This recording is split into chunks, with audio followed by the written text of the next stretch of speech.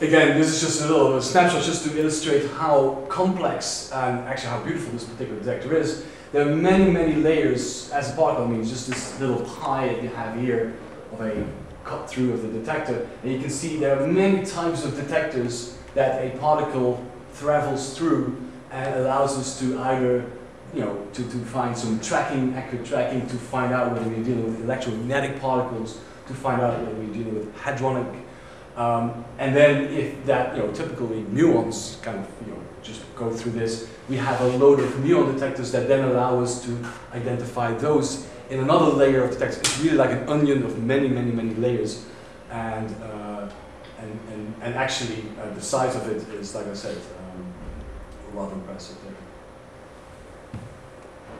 Good, so, like I said, why would you do particle physics? Well, it's an exciting time actually right now to do particle physics. I mean, it's not, unless you've been hiding, the switching on of the LHC has been sort of in the news, and it is an impressive machine. A lot of people have been working on this for many, many years. I mean, seriously, decades we're talking about. These, by now, have become large collaborations involving many countries, many institutions. And I think that's what I always liked about, I still like about working in these environments, that first of all, you travel a lot, you meet a lot of people, you typically work not only in your institute, but you work with many other colleagues throughout the world, in fact. And it's great to learn different cultures, have a chance to travel there for meetings and all that. With the LHC, there's a new era of particle physics coming up, and there's a lot of discovery potential, and so what you see is that there will be discoveries coming soon. Obviously, one needs to collect a lot of data first, but it's going to be something that will be in the news, that will lead to very exciting papers very soon. So that's on the particle physics. I'll hurry through the relativistic heavy ion. Here, this is more the field that I'm very interested in, is where we actually forget about the protons themselves. We rather are interested in the medium in which interactions happen. So we actually take heavy nuclei, as heavy as we can get them, gold or lead for that matter, and we collide them at the maximum energies that an accelerator can give us. Ultra-relativistic means that they are really flat pancakes because of the Lorentz contraction that we smash. They're like a factor of 100 at times, contracted in the direction that they move. So this is not even illustrating how flat they should be. I mean, it's really two flat pancakes that you shoot at the top of each other. What it allows us actually is to probe matter that we think has been around, you know, about a microsecond after the Big Bang, potentially also in very dense stars, and we look at collective phenomena of that matter at these very, very high temperatures.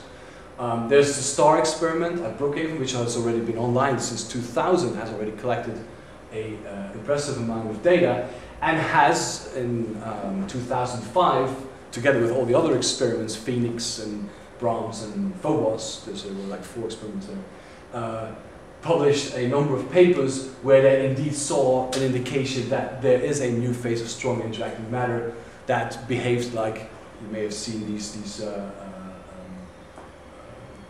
PR things, that behaves like a perfect liquid. It's something that is, instead of behaving like a gas, which we thought would make sense given, you know, Big Bang, but it actually turned out to be rather behaving like a liquid. Not only like a liquid, it behaved like a liquid that had actually practically no viscosity, at least as much as quantum physics allows you to have. As little as quantum physics allows you to have. So the STAR experiment has already been running there.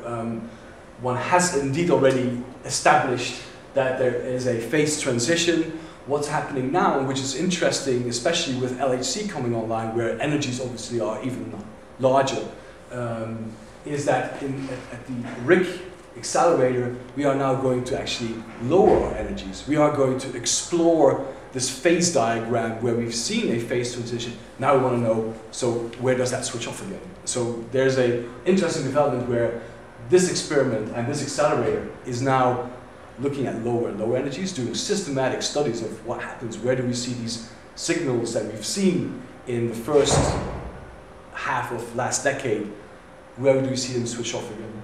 While CMS is going for the full energy and is planning to look at, I mean, this is not a typo, 1200 TeV, that's quite a bit of energy, where that you dump in a very small space, so you get there more long-lived objects. So, like I said, we're very interested in exploring this phase diagram of matter at higher energies. Yes. So that's the STAR experiment. Talk to me if you want to know more about it. We not only do physics, but we're also very interested in actually continuing our R&D. We've actually delivered a very important contribution in terms of a detector to this, in terms of a sub-detector to this machine, this huge detector. But we're continuing to do R&D, so we're interested in both doing the physics as well as actually including more and more detectors that allow us to do even better physics, focusing on particular signals and all. Last slide is on work that is done by Pablo Yepes. He actually looks at applying particle physics in medicine. So he looks at techniques that are needed for radiation therapy, that actually, a lot of these techniques are similar to what we already use in high energy and nuclear physics. Simulation programs, analysis environments, the processes themselves, the interaction with matter. It's all identical. So it makes sense that this is something that's very closely related to the work at the Bonner Lab. Pablo Yepes has a collaboration with the MD Anderson Cancer Center here across the street. And he, for that, developed more accurate and fast methods for these radiation therapy treatment plans that involves either proton therapy, photon therapy, or brachytherapy. And you are absolutely welcome to talk to Pablo Yepes for more information and actually opportunities that he may have. So I leave that slide just for what it is. This is typically what, if you join our group, what we typically, the path that a graduate student in our group takes. I should mention though that we, except for Pablo Yepes, right now I'm not very sure that we are able to take students in the upcoming year, but I think you're absolutely welcome to join our classes, and there's a few interesting courses coming up. You're very welcome to join. Thank you, Frank. As you can see, that we don't have enough time to describe all the research activity in the bottom, but I think that gives you the flavor of what we've been doing here, and I want to now let you go to lunch. Thank you for coming.